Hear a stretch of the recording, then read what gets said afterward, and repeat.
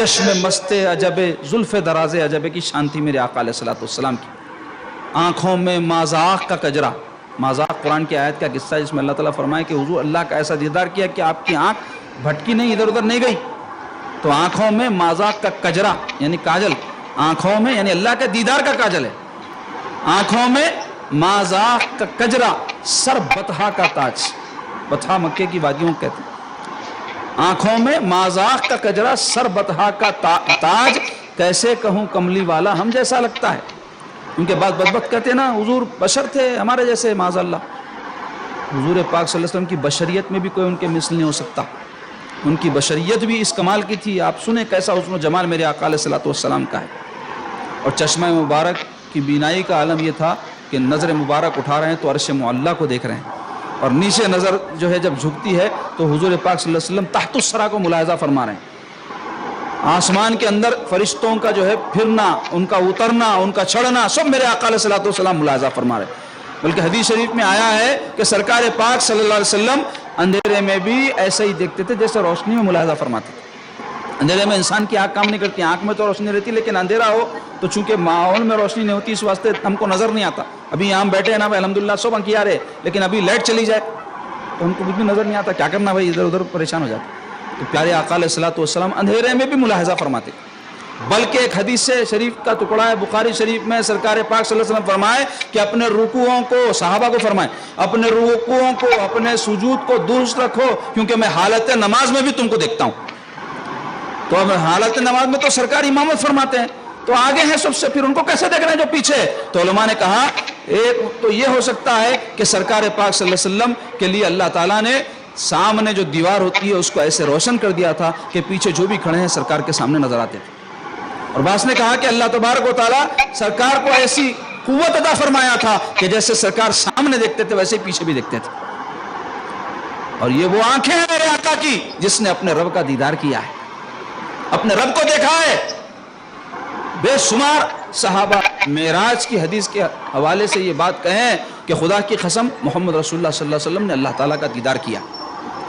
تو وہ چشمہ مبارک ہے میرے آقا علیہ الصلوۃ والسلام. اور آپ کے چہرے مبارک کے بارے میں آیا ہے کہ چاند کا ٹکڑا تھا، حدیث میں آیا. یہ تشبیہ ہے. یہ تشبیہ بولے تو کسی چیز کو بتا کے کسی چیز کو سمجھانا. بات سمجھ میں آنے میں آسانی رہتی نا. دنیا میں روزمرہ کی زندگی میں بے شمار تشبیہات ہم استعمال کرتے ہیں. اور چار مینار کے جیسا لمبا ہے بھائی نہیں بولتے، نہیں تو تشبیہ ہے. اور شیر کے جیسا ہے بھائی تشبیہ ہے. یہ یعنی ایک وصف کسی چیز میں پایا جاتا ہے، سب لوگ جانتے ہیں، اس وصف کے ساتھ کسی کو بتانا کہ ان میں یہ وصف اس کمال کا ہے. تو اب یہ چاند سے تشبیہ جو دی گئی ہے تو علماء کہتے ہیں کہ سرکار پاک صلی اللہ علیہ وسلم کے حسن و جمال کا تو یہ عالم ہے کہ کوئی چیز حضور پاک صلی اللہ علیہ وسلم کے جیسی حسین نہیں ہے. اب چاند سے تشبیہ اس لیے دی گئی کہ انسانوں کی مجبوری ہے کہ کوئی اور چیز ہے ہی نہیں جس سے تشبیہ دی جائے. سرکار پاک صلی اللہ علیہ وسلم کا حسن و جمال تو وہ ہے کہ کوئی چیز دنیا میں ایسی ہے ہی نہیں جس سے تشبیہ دے کر بتایا جائے کہ حضور ایسے ہیں. چونکہ مجبوری ہے کہ یہ جو چیزیں ہیں اسی سے دی جا سکتی ہے، تشبیہ اس واسطے دی گئی. جابر ابن سمرہ رضی اللہ عنہ سرکار کے صحابی ہیں، ان کی ایک روایت ہے حدیث میں. وہ کہتے ہیں کہ ایک مرتبہ میں سرکار پاک صلی اللہ علیہ وسلم کی خدمت اقدس میں حاضر ہوا. تو اس وقت سرکار پاک صلی اللہ علیہ وسلم کھلے میدان میں، کھلے آسمان کے نیچے، چاندنی رات ہے، تشریف فرما تھے. اور سرکار پاک صلی اللہ علیہ وسلم سرخ دھاریوں والا جبہ زیب تن فرمائے ہوئے. اچانک سرکار پر میری نظر پڑی تو حضور بڑے حسین اور بڑے جمیل نظر آ رہے تھے. چاند آسمان پر چمک رہا تھا. اب یہ جو کھلا آسمان، وہاں پہ مدینہ شریف کے کھلے علاقے، اب آج کے زمانے میں ذرا مشکل ہے سمجھ میں آنا، بلڈنگاں یہ وہ کیسا ہو گئے، سب نظارے ہمارے کو سمجھ میں نہیں آتے. آج شہر میں اتنی روشنی ہے کہ ستارے بھی نظر نہیں آتے. لیکن اس وقت جو کھلے میدان میں آج سے 1400 سال پہلے کوئی بڑی عمارتیں نہیں، میرے آقا علیہ الصلوۃ والسلام جلوہ افروز ہیں، چاند چمک رہا ہے. تو اب یہ صحابی رسول حضور کو دیکھ کے چاند کو دیکھ، تو وہ کہتے ہیں کہ میں حضور کو دیکھتا چاند کو دیکھتا، حضور کو دیکھتا چاند کو دیکھتا. آخر میں اس نتیجے پہ پہنچا کہ سرکار کا چہرہ چاند سے بھی زیادہ خوبصورت ہے. ایسا جمال پاک میرے آقا علیہ الصلوۃ والسلام کو. تم سا تو ہنسی آنکھ نے دیکھا نہیں کوئی، تم سا تو ہنسی آنکھ نے دیکھا نہیں کوئی، یہ شان لطافت ہے کہ سایہ نہیں کوئی. اے ظرف نظر دیکھ مگر دیکھ ادب سے، سرکار کا جلوہ ہے تماشا نہیں کوئی. تو سرکار پاک صلی اللہ علیہ وسلم کا جمال پاک کو صحابہ جو دیکھتے تھے نگاہوں میں بھی ان کے ادب ہوتا تھا، اور کیسے پیارے جو ہے تشبیہات اور کنایات سے حضور پاک صلی اللہ علیہ وسلم کے حسن کو انہوں نے سمجھانے کی کوشش کی ہے۔ کسی نے پوچھا کہ سرکار پاک صلی اللہ علیہ وسلم کا چہرہ کیا تلوار کی دھار کی طرح چمکیلا تھا؟ تو صحابی کہنے لگے نہیں، حضور کا چہرہ تو چاند کی طرح چمکیلا تھا، کیونکہ تلوار کی جو دھار ہوتی ہے اس میں کونے میں چمک ہوتی ہے، لیکن صورت کے حسن کو سمجھانے کے لیے تلوار کی دھار سے تشبیہ مناسب نہیں تھی۔ تو ان کا ادب دیکھو، کہنے لگے نہیں چاند کی طرح تھا، کیونکہ چہرے میں بھی گولائی ہوتی ہے، چاند میں بھی گولائی ہوتی ہے، لیکن چاند کی طرح بالکل گول نہیں تھا، متوسط تھا چہرہ گولائی میں، نہ بہت گول نہ بہت لامبا، کیونکہ بہت لامبا چہرہ بھی اچھا نہیں معلوم ہوتا، بہت گول چہرہ بھی اچھا نہیں معلوم ہوتا، اس کے بیچ میں جو چہرہ ہوتا ہے وہ چہرہ بڑا خوبصورت معلوم ہوتا ہے۔ تو انہوں نے چاند سے حسن و جمال کی تشبیہ دے کر یہ بتایا کہ بالکل کھڑا چہرہ نہیں تھا۔ اس کے علاوہ سرکار پاک صلی اللہ علیہ وسلم کے لبھائے مبارک کے بارے میں آیا ہے کہ پھول کی پنکھڑیوں کی طرح خوبصورت اور نازک تھا، اور آپ کا جو دہن مبارک تھا منہ پاک چوڑا تھا۔ مردوں کے لیے چوڑا جو ہے دہن خوبصورت سمجھا جاتا ہے، اور عورتوں کے لیے چھوٹا منہ اچھا سمجھا جاتا ہے۔ اور سرکار پاک صلی اللہ علیہ وسلم کے دندانہ مبارک کے بارے میں آیا ہے کہ موتیوں کی لڑی تھی، اور سرکار پاک صلی اللہ علیہ وسلم جب تبسم فرماتے، جیسا کہ آپ کی عادت مبارکہ تھی کہ حضور ہمیشہ متبسم رہتے تھے، مسکراتے تھے، لوگوں کے لیے چہرہ متبسم رہے، دل میں غم رہے آخرت کا، یہ مومن کی شان ہے، اور یہی محمد رسول اللہ کی سنت بھی ہے۔ پیارے آقا علیہ الصلوۃ والسلام اپنی امت کا غم لے کر احادیث میں آیا ایسے روتے تھے کہ آپ کے سینے اقدس سے ایسی آواز آتی جیسے کوئی جو ہے برتن پکتا ہے تو کیسی آواز آتی ہے ویسی آواز آتی، لیکن جب لوگوں سے ملتے تو ان کے دل خوش کرنے کے لیے ہمیشہ سرکار پاک صلی اللہ علیہ وسلم تبسم کے نہ رہتے تھے۔ بھول جاتے تھے صحابہ سو بھی غم و آلام اپنے، بھول جاتے تھے صحابہ سو بھی غم و آلام اپنے، دیکھ لیتے تھے جو سرکار کو آتے جاتے۔ سرکار پاک صلی اللہ علیہ وسلم کے ایک جھلک کے دیدار کے لیے صحابہ اکرام منتظر رہتے تھے، جیسا کہ احادیث میں آیا ہے حضور پاک صلی اللہ علیہ وسلم کے اس دنیا سے تشریف لے جانے کے متعلق جو احادیث آئی ہیں اس میں سرکار پاک صلی اللہ علیہ وسلم کی علالت کا سلسلہ چلا، تو کئی دن تک سرکار کا دیدار صحابہ نہیں کر سکے۔ آخری جو دیدار ہوا اس وقت اپنے حجرہ مبارکہ کا پردہ مبارک اٹھا کر حضور صلی اللہ علیہ وسلم جھانک کر دیکھے نماز ہو رہی تھی صحابہ کو، تو صحابہ اکرام نماز میں تھے، سب نماز کو چھوڑ کر سرکار کو دیکھنے لگے۔ تو روایت میں آیا کہ حضور پاک صلی اللہ علیہ وسلم کا چہرہ انور قرآن کے وقت کی طرح نظر آ رہا تھا، تو ویسی حالت میں بھی سرکار کا دیدار کی ان کو تڑپ اور طلب تھی، ایسے سرکار کے چاہنے والے تھے۔ تو آپ کے دندنہ مبارک کے بارے میں آتا ہے کہ حضور پاک صلی اللہ علیہ وسلم جب مسکراتے تو ایک نور آپ کے دندان مبارک سے نکلتا جس سے در و دیوار میں روشنی ہو جاتی تھی۔ سیدہ عائشہ صدیقہ رضی اللہ تعالیٰ عنہ ام المومنین محبوبہ رسول خدا روایت کرتی ہیں کہ ایک مرتبہ میں اور سرکار گھر میں بیٹھے ہوئے تھے، جیسے میاں بیوی بیٹھتے ہیں، آپس میں گفتگو چل رہی تھی، اور میں حضور سے بات کرتے کرتے کچھ پرو رہی تھی، کچھ سی رہی تھی، تو گھر میں جو چراغ تھا اس کی روشنی کم تھی، تو میں سوئی کے ناکے میں دھاگا ڈالنا چاہ رہی تھی، تو روشنی اتنی کم تھی کہ میں وہ دھاگا جو ہے ڈالنا چاہ رہی ہوں لیکن وہ ناکے میں جا نہیں رہا ہے روشنی کی کمی کی وجہ سے۔ دوران گفتگو سرکار پاک صلی اللہ علیہ وسلم کسی بات پر تبسم کی نہ ہوئے، مسکرائے سرکار، آپ کے دندانہ مبارک ظاہر ہوئے تو حضور کے دندانہ مبارک سے ایسی روشنی نکلی، سیدہ فرماتی ہیں کہ میں اپنے جو ہے سوئی کے ناکے میں جو ہے تاگا پرو لی۔ تو سرکار پاک صلی اللہ علیہ وسلم کی یہ سنت ہے، کیا ہے؟ مسکراتے رہنا۔ کئی لوگ ہے فوری چہرہ اتر جاتا، اچھی بات نہیں ہے، مسلمان کا چہرہ نہیں اترتا، ہاں غم اس کا دل میں ضرور ہو سکتا ہے، دنیا کا تو رہنا نہیں چاہیے، کیونکہ دنیا کا غم، میرے والد بزرگوار علیہ رحمہ گھر میں ایک توغرا لگا کے رکھے تھے، برسوں کا پرانا تھا وہ، اس کی وجہ سے مخدوش ہو گیا وہ، لیکن بچپن کی میری یادوں میں سے ہے وہ توغرا میں پڑا کرتا تھا، گھر میں لگا کے رکھ دیا۔ اس میں لکھا تھا دنیا کا غم دل میں تاریکی پیدا کرتا ہے، دنیا کا غم دل میں تاریکی پیدا کرتا ہے، آخرت کا غم دل میں نور پیدا کرتا ہے۔ تو آخرت کا غم ہوتا ہے مومن کے سینے میں، اللہ کے حضور جاؤں گا، اعمال کی پٹاری ایسی ہے جو خالی ہے یا مخدوش ہے، کیا لے کر جاؤں گا، یہ فکر اس کو لایا کرتی ہے۔ اب یہاں کیا ہو گیا، مال کا کیسا ہوں گا، دکان کا کیسا ہوں گا، ان کا کیسا ہوں گا، ان کا کیسا ہوں گا، اب تو اتنے غم پال لیے، دوسروں کے غم میں اپن غمزدہ ہے۔ یہ جب سے سوشل میڈیا آیا کیا ہو رہا، ان کے غموں میں لوگ غمزدہ ہو رہے ہیں۔ ہاں مومن کو ہمدردی ہونی چاہیے، کسی سے کوئی تکلیف میں ہو تو اس کا احساس کرنا چاہیے، درد دل کے واسطے پیدا کیا انسان کو، ورنہ طاعت کے لیے کم نہ تھی کروبیاں، فرشتوں کی کمی نہیں ہے طاعت کے لیے، ایک دوسرے کا غم بانٹے۔ لیکن وہ غم کی بات نہیں کر رہا ہوں، یہ جو انہوں مر گئے، ایسا ہوا، انہوں یہ بولے، انہوں ایسا کرے، نہیں معلوم سو خبراں چپ تو بھی اپنے جان کو لگا لیا، اپنی خبر نہیں ہے، بھائی ساری دنیا کی خبر ہے ہم کو۔ تو مختصر یہ ہے کہ ہم ایک دوسرے سے جب ملے تو مسکراتا چہرہ لے کے ملے، مسکراتا چہرہ دیکھ کے دوسرے کا غم دور ہو جاتا۔ تو میرے آقا علیہ الصلوۃ والسلام اپنے صحابہ سے جب ملتے تو تبسم کے یہاں رہتے، متبسم رہتے۔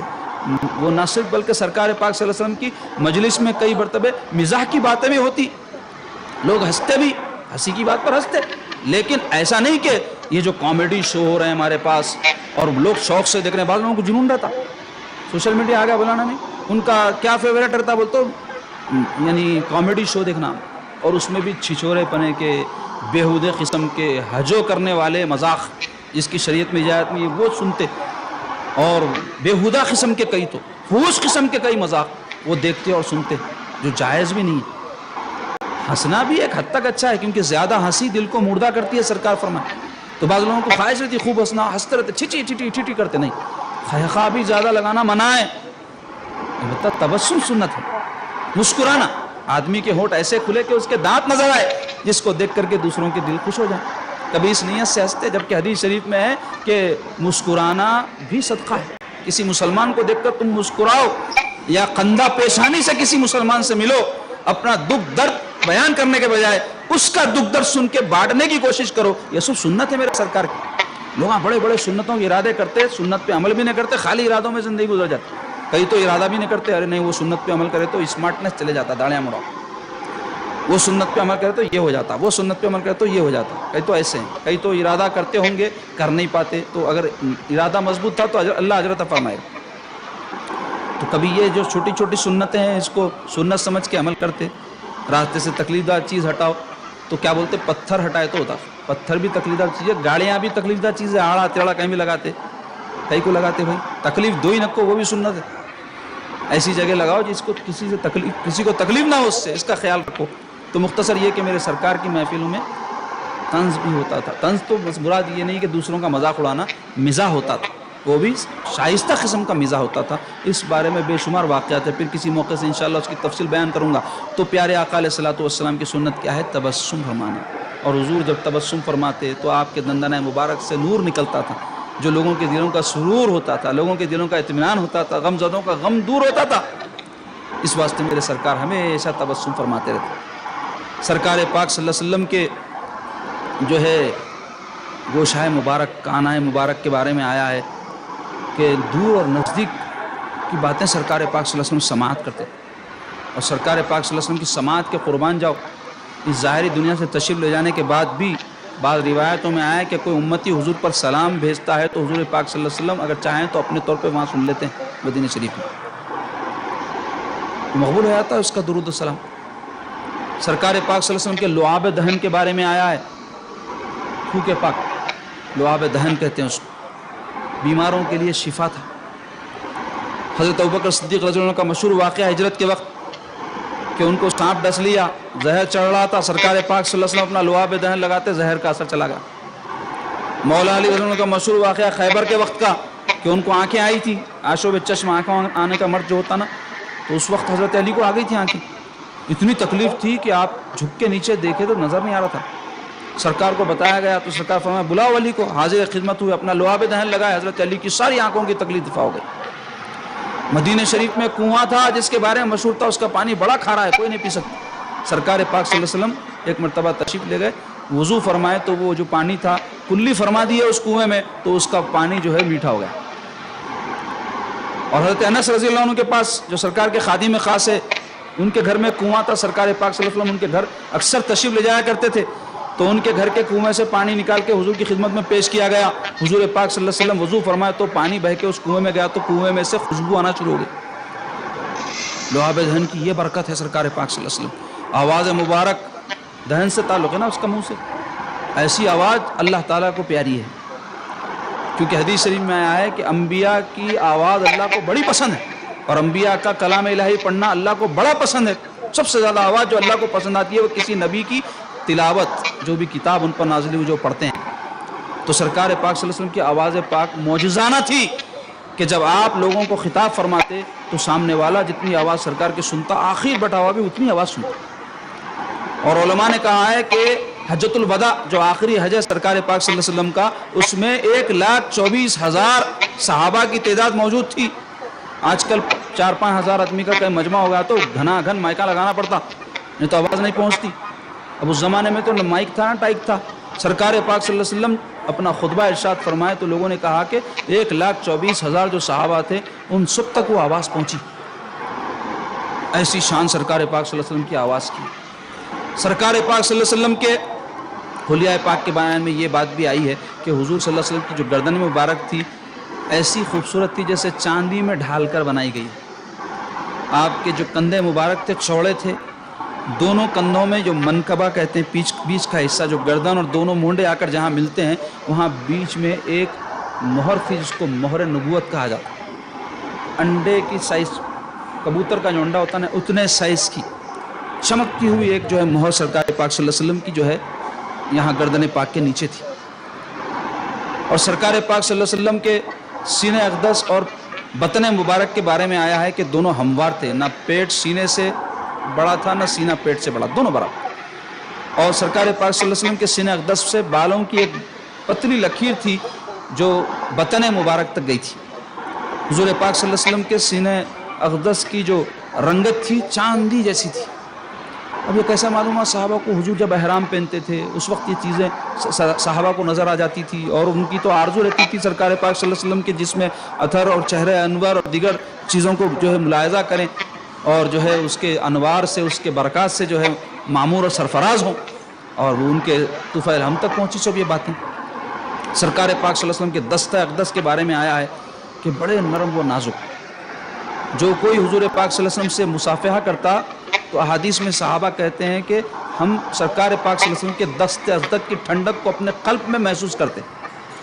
بعض صحابہ علیل ہو جاتے تو سرکار ان کے پاس جب تشریف لے جاتے تو اپنا دست اقدس ان کے چہروں پر پھیرتے تو اس سے ان کے اندر خوشبو پیدا ہو جاتی. سرکار پاک صلی اللہ علیہ وسلم کے دست اقدس میں خوشبو تھی. سرکار پاک صلی اللہ علیہ وسلم کی عادت مبارک تھی کہ کوئی چھوٹے بچے حضور کی خدمت میں آئے تو حضور اپنا دست اقدس ان کے سروں پر پھیرتے تھے. تو بچہ جب دوسرے بچوں میں جا کر کھیلتا تو سرکار پاک صلی اللہ علیہ وسلم کے دست اقدس کی خوشبو سے پہچان لیا جاتا کہ حضور کی خدمت میں جا کے آیا ہے. وہ نہ صرف بلکہ سرکار پاک صلی اللہ علیہ وسلم کے جسم اثر سے خوشبو اٹھتی تھی. کوئی صحابی کبھی سرکار سے ملنے آئے اور پتہ چلتا کہ حضور تشریف لے گئے ہیں، گھر میں نہیں ہے، تو وہ حضور کی خوشبو راستے میں سونگتے سونگتے حضور تک پہنچ جاتا تھا. بلکہ علماء کہتے ہیں آج بھی سرکار کے مدینے میں وجود پاک کی ایک عجیب خوشبو موجود ہے. اب بعض لوگوں کو نہیں سونگی جاتی، اس کی وجہ کیا ہے؟ گناہوں کی وجہ سے. علماء کہتے ہیں کہ وہ جو خوشبو سونگنے کی کیفیت ہے وہ سن ہو گئی،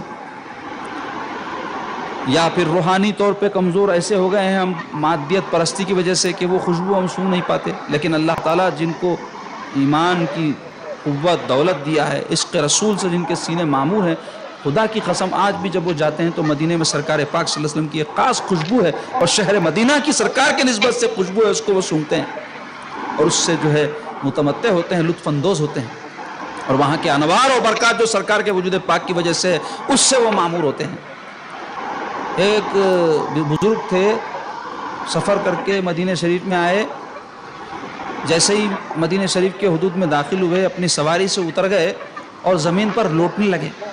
لوگ سمجھے گرمی کی وجہ سے جنون سوار ہو گیا، پانی وانی چھن کے. تو بولے یہ کیا کر رہے ہیں؟ تو بولے آپ کیا کر رہے ہیں؟ بولے یہ زمین پہ کیوں لوٹ رہے ہیں؟ تو بولے سرکار پاک صلی اللہ علیہ وسلم کا یہ شہر ہے، میں دیکھ رہا ہوں کہ اللہ تعالیٰ کی رحمتیں اور انوار یہاں برس رہے ہیں تو میں اس بارش میں نہا رہا ہوں. بولے نہا رہا ہوں، لوٹ رہے ہیں. ایسے بھی اللہ کے بندے ہیں، اہل نظر اہل دل. اب جس کی جیسی نظر اس کو ویسے ہی نظر آتا، جس کی جیسی سوچ اس کو وہی سمجھ میں آتا. تو مختصر یہ کہ سرکار پاک صلی اللہ علیہ وسلم کے دست اقدس کے بارے میں حدیث میں آیا ہے کہ جب کسی پر اپنا دست اقدس پھیرتے خوشبو آ جاتی اور جو ہاتھ ملاتا ایسا نرم. حدیث شریف میں حضرت انس سرکار کے غلام خاص ہے، 10 سال تک حضور کی خدمت میں رہے، وہ کہتے ہیں کہ میں نے کوئی ریشم ایسا نہیں دیکھا جو سرکار پاک صلی اللہ علیہ وسلم کے دست اقدس سے نرم ہو. لیکن یہ حالت ہمیشہ نہیں رہتی تھی دست اقدس کی. علماء کہتے ہیں کہ حالات کے حساب سے حضور پاک صلی اللہ علیہ وسلم کے دست اقدس کی کیفیت ہو جاتی. صحابہ اکرام جب دست دوستی کرتے یا حضور سے مصافحہ کرتے تو اس وقت ہاتھوں کا دانا معلوم ہوتے، لیکن یہی دست اقدس جب جنگ میں تشریف لے آتے سرکار بڑے سخت ہو جاتے تھے. تلوار جب آپ اپنے دست اقدس میں تھام لیتے تو سرکار پاک صلی اللہ علیہ وسلم کے دست اقدس بڑے سخت معلوم ہوتے. ایک واقعہ ہے، معجزہ ہے سرکار کا. جنگ خندق کے موقع پر جب خندق کھودی جا رہی تھی، ایک پہاڑ جو ہے ایسا نکلا، صحابہ اکرام لاکھ کوشش کے باوجود اس پہاڑ کو ہلا نہیں سکے، توڑ نہیں سکے. حضور کی خدمت میں جا کے عرض کیا یا رسول اللہ، ایسا پہاڑ نکل گیا اور وہ خندق کا کام رک گیا، آگے نہیں کھود سک رہے. تو سرکار پاک صلی اللہ علیہ وسلم تشریف لائے اور دست اقدس میں ہتھوڑا پکڑے، بسم اللہ الرحمن الرحیم کہہ کے جیسے ہی مارے وہ پہاڑ ریزہ ریزہ. تو ایک طرف تو نرمی کا یہ عالم کے ریشم سے زیادہ نرم سرکار کے صحابی کہتے ہیں، دوسری طرف اللہ کے راستے میں جب ضرورت پڑی تو ایسا سخت ہو گیا کہ ایک زور سے اس کے جو ہے ریزہ ریزہ پہاڑ ہو جائے. یہ شان سرکار کے دست اقدس کی تھی. خدوم مبارک کے متعلق آیا ہے کہ آپ کی جو پنڈلیاں تھیں نہ بہت پرگوشت تھی نہ بہت پتلی تھی. قدم مبارک میں جو نیچے ایڑی کا حصہ ہوتا ہے حدیث شریف میں، اس میں بھی زیادہ گوشت نہیں تھا. یہ سب جو خوبصورت ایڑیاں ہوتی ہے اس کے لیے ضروری ہیں یہ چیزیں. سرکار پاک صلی اللہ علیہ وسلم جب چلتے تو آپ کی رفتار پاک کے بارے میں تو بتا دیا میں کیسی تھی، لیکن انداز آپ کا ایسا ہوتا کہ آپ نیچے کی طرف جو ہے اپنی گردن پاک رکھ کے چلتے، تواضع کی وجہ سے، سادگی کی وجہ سے. ایسے معلوم ہوتا جیسے کوئی بلندی سے پستی کی طرف اتر رہے ہیں، کیونکہ اللہ تبارک و تعالیٰ کو کوئی سینہ تان کر چلے پسند نہیں ہے. سرکار پاک صلی اللہ علیہ وسلم ابدیت کے سب سے بلند مقام پر ہیں، تو حضور علیہ الصلوۃ والسلام جو ہے تواضع کے ساتھ چلا کرتے تھے. بہت زیادہ تیز چلنا بھی خلاف سنت ہے، بہت آہستہ چلنا بھی خلاف سنت ہے. میانہ روی سے انسان چلے اور چلنے میں اس بات کا خیال رکھے کہ اس کے چلنے سے کسی کو تکلیف نہ ہو اور خود اپنے آپ کو بھی تکلیف نہ پہنچائے. کئی لوگ بہت تیز تیز چلنے میں ادھمڑے چالے کر کے گر پڑ جاتے یا دوسروں کو تو بھی گرا دیتے یا کچھ بھی کرتے. تو یہ رفتار پیدل چلنے کے علاوہ سواریوں کے بارے میں بھی خیال رکھنے کی ضرورت ہے کہ سواری نہ ہی اتنا تیز چلائیں کہ بے قابو ہو کر کسی کو تکلیف ہم سے ہو جائے، نہ ہی اتنا سلو چلائے کہ ہمارے سننے چلنے کے پیچھے والے کو تکلیف ہو جائے گا. تو سواری رکھ کے پیدل چلے جاؤ بولتا ہوں نہیں اتنا سلو چلے، بعض جن رہتا ہے ایسا بھی نہیں. تو ایک رعایت حالات کی کرنا. تو مختصر یہ کہ پیارے آقا علیہ الصلوۃ والسلام کے قدم مبارک زمین سے اکھڑتے تھے جب آپ چلتے. اور سرکار پاک صلی اللہ علیہ وسلم کے فضلات پاک کے بارے میں احادیث میں آیا ہے کہ انسان کے جو فضلات ہوتے ہیں، جیسے میں نے کہا پسینہ ہے، پیشاب ہے، پائخانہ ہے، یہ سب فضلات کہلاتے ہیں. اور اس میں بہت سی چیزیں تو نجس عین ہیں، جیسے پائخانہ، پیشاب ہے، منی ہے، یہ سب چیزیں کیا ہے؟ نجس عین ہے. اب پسینہ وغیرہ ہے، یہ بھی انسان کا جو نکلتا ہے وہ پسندیدہ نہیں ہوتا نا، وہ فوری دھوتے کرتے، یعنی نجس عین تو نہیں ہے لیکن کراہیت محسوس ہوتی ہے اس سے. انسان کے منہ سے جو لعاب نکلتا ہے، تھوک جس کو کہتے ہیں، کسی پر اڑ جائے تو وہ بھی کراہیت محسوس کرتا ہے. لیکن پیارے آقا علیہ الصلوۃ والسلام کی یہ سارے فضلات نہ صرف پاک تھے بلکہ پاک کرنے والے تھے. اور احادیث میں آیا ہے کہ سرکار پاک صلی اللہ علیہ وسلم جب کبھی بول و براز فرماتے تو زمین شق ہو جاتی ہے اور یہ چیزیں اس میں سما جاتی.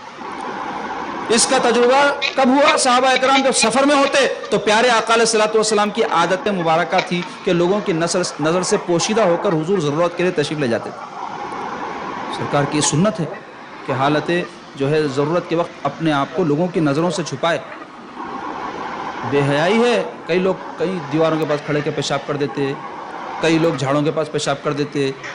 بڑی بری بات ہے، یہ بے حیائی ہے، یہ اچھی چیز نہیں ہے، اس سے بچنا چاہیے. ایسی جگہ جہاں اس کے لیے بنائی گئی وہیں جا کے انسان اس ضرورت کو پورا کرے. تو پیارے آقا علیہ الصلوۃ والسلام کیا کرتے تھے؟ جنگل میں بھی اگر جاتے تو درختوں کی آڑ میں تشریف لے جاتے. اور سرکار پاک صلی اللہ علیہ وسلم کا معجزہ تھا کہ آپ جب ضرورت فرما کر تشریف لاتے تو صحابہ کئی خدمت میں رہتے تھے پانی وانی پیش کرنے کے لیے. جب ضرورت ہوتی پانی پیش کرتے تھے. تو ایک صحابی دیکھے کہ میں سرکار پاک صلی اللہ علیہ وسلم ضرورت کی ہیں آپ کے براز مبارک کو دیکھوں. وہاں جا کے دیکھے تو کچھ بھی نہیں تھا. کیوں؟ زمین شق ہوئی اور وہ براز مبارک زمین میں سما گیا. سیدہ عائشہ صدیقہ رضی اللہ تعالیٰ کی بھی اس بارے میں روایت ہے. بلکہ بعض روایت میں تو آیا ہے بعض لوگ جو ہے پانی سمجھے سرکار اپنا براز بول مبارک تخت کے نیچے رکھے تھے، بعض صحابہ اس کو پی گئے. تو کئی صحابہ ایسے تھے جو پیے، ان کے پیٹ میں کسی کے ایک مرض تھا، وہ مرض دفع ہو گیا سرکار پاک صلی اللہ علیہ وسلم کے بول مبارک کی برکت سے. سرکار پاک صلی اللہ علیہ وسلم کے لہو مبارک کے بارے میں آیا ہے کہ ایک جنگ احد میں سرکار پاک صلی اللہ علیہ وسلم کے سر انور میں جو ٹوپی ہوتی ہے لوہے کی، اس کی کیلیں دھس گئی تھی. ایک کافر حملہ کیا تھا سرکار. تو جس کی وجہ سے وہ کیلیں جو اندر دھس گئی تھی تو ایک صحابی جلدی سے آگے بڑھ کر وہ اپنے ہاتھ سے نکالنا چاہے نہیں نکلی تو اپنے دانتوں سے پکڑ کے نکالے اور خون مبارک سرکار کا نکلا تو اس کو پی گئے. کوئی کہہ رہے تھک دو خون ہے, تو وہ کہنے لگے سرکار کے خون کو زمین پر گرنے نہیں دوں گا. تو جب وہ پی گئے سرکار پاک صلی اللہ علیہ وسلم کی اس جو ہے جانثاری کو اور ان کی عقیدت و محبت کو دیکھے تو فرمائے کوئی جنتی آدمی کو دیکھنا چاہ رہا تھا اس کو دیکھ لے. کیوں؟ اس لیے کہ جس کے خون میں میرا خون مل جائے وہ خون کو جہنم کی آگ نہیں چھو سکتی. سرکار پاک صلی اللہ علیہ وسلم کے جو ہے جتنے بھی فضلات تھے, جیسے پسینہ ہے, بدبو آتی نا وہ ہمارے پسینے, پیارے آقا علیہ الصلوۃ والسلام کے پسینے مبارک سے خوشبو آتی تھی. ایک واقعہ ہے کہ ایک شخص کی بچی کی شادی تھی, اس کو عطر کی ضرورت پڑی. ہمارے پاس تو اتنا استعمال نہیں عطر کا, عرب میں بہت عطر استعمال کرتے تھے, شادی کے خود تو بہت زیادہ کرتے تھے. تو بیچارے کے پاس تھا نہیں, تو انہیں سوچا سرکار کے پاس لوگ نظرانے لا کے دیتے, جا کے حضور سے مانگ لوں گا, بلکہ آیا خدمت اور عرض کیا یا رسول اللہ کچھ عطر عطا فرمائیے. تو حضور پاک صلی اللہ علیہ وسلم کے پاس بھی اس وقت نہیں تھا عطر, خوشبو نہیں تھی. تو سرکار پاک صلی اللہ علیہ وسلم فرمائے کہ ایک کام کرو, ایک شیشی لاؤ. خدمت اقدس میں ایک شیشی پیش کی گئی تو سرکار پاک صلی اللہ علیہ وسلم اپنا پسینہ مبارک نکال کے اس میں ٹپکا دیا اور فرمائے لے جا کے لگاؤ. جب وہ لے جا کے دلہن کو لگایا گیا تو سارے مدینے میں اس کی خوشبو پھیل گئی. اور حضرت انس رضی اللہ عنہ کا میں ذکر کیا نا, ان کی والدہ بی بی ام سلیم رضی اللہ تعالیٰ عنہ سرکار کی بڑی عاشقہ تھی. تو سرکار پاک صلی اللہ علیہ وسلم ان کے گھر اکثر تشریف لے جایا کرتے تھے اور کبھی وہاں استراحت بھی فرماتے تھے, قیلولہ دوپہر میں آرام فرماتے. تو سرکار پاک صلی اللہ علیہ وسلم کی عادت مبارکہ تھی کہ دوران قیلولہ سرکار کو پسینہ بہت آتا تھا. تو بی بی ام سلیم کیا کیے تھے, ایک چرمی چمڑے کا ایک بستر حضور کو بچھا کے جو ہے اس پہ حضور کو آرام کرنے کے لیے پیش کرتے تھے. تو سرکار پاک صلی اللہ علیہ وسلم جب نیند کی حالت میں ہوتے تو جو پسینہ نکلتا تو وہ چرم پہ چمڑے پہ لگ جاتا, جذب نہیں ہوتا چمڑے میں کوئی چیز جذب نہیں ہوتی, تو انہوں اس واسطے بچھاتے تھے. تو وہ جب سرکار وہاں سے ہٹ جاتے تو فوری وہ جو ہے بستر لے کے اس پہ جو بھی پسینہ سرکار کا ہوتا ایک شیشی میں بھر کے رکھتے تھے اور خوشبو کے طور پہ استعمال کرتے تھے. ایسی محبت ایسی چاہت ان لوگوں کی تھی. اور سرکار پاک صلی اللہ علیہ وسلم کے پسینے کی یہ کیفیت تھی کہ اس میں خوشبو ہی خوشبو تھی. لعاب دہن کے بارے میں تو بتا دیا, وہ بھی فضلات میں سے انسان, اور دیگر تمام فضلات کے بارے میں سرکار پاک صلی اللہ علیہ وسلم کے آیا ہے کہ وہ طاہر و مطہر تھے, خود پاک بھی تھی وہ چیزیں اور پاک بھی کرنے والی تھی. خون کے بارے میں آیا جو پی لے وہ پاک ہوگا, جہنم میں نہیں جائیں گا. تو عزیزان گرامی, ایسی شان کے ہمارے آقا ہے, ایسی عظمت کے ہمارے آقا ہے کہ آپ کے جسم مبارک سے کوئی چیز مس ہو جائے تو اس شے میں وہ برکات جو ہے حضور پاک صلی اللہ علیہ وسلم کی جو ہے منتقل ہو جاتی تھی. سرکار پاک صلی اللہ علیہ وسلم کے ایک صحابی تھے عتبہ رضی اللہ عنہ, ان کے بارے میں آیا ان کی 4 ازواج تھی اور وہ اپنی بیویوں کے پاس جب جاتے تو بڑی شان سے جاتے تھے اور ان کی بیویوں میں کمپٹیشن تھا. ہر بیوی چاہتی تھی کہ شوہر جو ہے میرے پاس زیادہ آئیں کرے, تو اس کے لیے واقعے میں آیا ہے کہ وہ خوشبو وغیرہ لگا کے رہتی تھی. لیکن جب حضرت عتبہ تشریف لاتے تو ان لوگوں کی جتنی بھی خوشبو استعمال کرتی سب حضرت عتبہ کے جسم سے ایک ایسی خوشبو آتی تھی, ان لوگوں کی خوشبو پھیکی پڑ جاتی تھی. تو یہ عورتیں بڑی پریشان رہتی کہ بھائی ہم ہر طرح کی خوشبو لگاتے ہیں, اچھی سے اچھی کوالٹی قسم کی لے کے آ کے لگاتے, لیکن ان کی خوشبو پر ہماری کبھی خوشبو غالب نہیں آتی. تو چاروں بیویاں مل کے ایک دن ان سے پوچھی کہ کیا بات ہے, بولے آپ کے جسم سے ایسی خوشبو آتی کہ ہم اچھی سے اچھی خوشبو لگائے بعد بھی آپ کی خوشبو پر ہماری خوشبو غالب نہیں آتی. تو انہوں مسکرائے, بولے دیوانی ہو, کہاں سے جو ہے تم میری خوشبو کا جواب لاؤ گی. سنو اس خوشبو کا واقعہ کیا ہے کہ ایک مرتبہ میرے جسم میں لال لال دانے نکلے تھے جس کی وجہ سے میرے جسم میں آگ پڑتی تھی, بڑی تکلیف ہوئی. تو میں سرکار پاک صلی اللہ علیہ وسلم کی خدمت اقدس میں گیا اور جا کر اپنی تکلیف حضور سے عرض کی. اب دیکھو سرکار پاک صلی اللہ علیہ وسلم تو ہادی ہیں, اللہ کے نبی ہیں, دین کی باتیں بتانے آئے, مگر صحابہ کی کیسی محبت تھی, اپنی چھوٹی چھوٹی تکلیف بھی اپنے آقا سے عرض کرتے تھے اور میرے آقا ان کا حل بھی نکال دیتے تھے. تو سرکار پاک صلی اللہ علیہ وسلم ان سے فرمائے اپنے صحابی سے عتبہ اپنا کرتا جسم سے الگ کر. تو جب وہ کرتا اتارے تو وہ عتبہ کہتے ہیں حضور پاک صلی اللہ علیہ وسلم اپنا دست اقدس میرے جسم پر پھیرے, تو وہ ساری میری تکلیف نہ صرف دور ہو گئی بلکہ اس کے بعد سے یہ جو خوشبو تم لوگ سنتی ہو میرے جسم میں پیدا ہو گئی. تو سرکار پاک صلی اللہ علیہ وسلم کے دست اقدس کی خوشبو تھی وہ جن کے جسم میں آتی تھی. اور بھی بڑے اس بارے میں واقعات اور بڑے جو ہے تفصیلات ہیں. وقت ہمارا جو مقررہ ہے وہ اختتام کو پہنچا, اس لیے میں بھی اپنی گفتگو کو جو ہے ختم کرنے سے پہلے کچھ جو ہے اشعار سرکار پاک صلی اللہ علیہ وسلم کی جو ہے حلیے اور آپ کے حسن و جمال کے بارے میں شعراء نے اپنی عقیدت کا اظہار کیا ہے, بیان کرتے ہوئے اپنی بات ختم کرتا ہوں کہ اس پہ نظر جب جم جاتی ہے جچتا نہیں پھر کوئی نظر میں. اس پہ نظر جب جم جاتی ہے جچتا نہیں پھر کوئی نظر میں، جس نے نظر پائی اونچی جبتا اسی کی مالا ہے، جس نے نظر پائی ہے اونچی جبتا اسی کی مالا ہے، حسن کے چرچے اس کے دم سے، رونق عالم اس کے کرم سے، حسن کے چرچے اس کے دم سے، رونق عالم اس کے کرم سے، نور کے سانچے میں قدرت نے اس کو کچھ ایسا ڈالا ہے، نور کے سانچے میں قدرت نے اس کو کچھ ایسا ڈھالا ہے۔ عزیزو، ہم کتنے خوش نصیب ہیں، کتنے خوش قسمت ہیں کہ ہم ایسے آقا علیہ الصلوۃ والسلام کے امتی ہوئے جو ہمارے بارے میں فرماتے ہیں کہ میرے زمانے کے بعد کچھ ایسے لوگ دنیا میں آئیں گے کہ وہ میرے دیدار کے لیے اپنا سب کچھ نثار کرنے کے لیے بھی تیار رہیں گے۔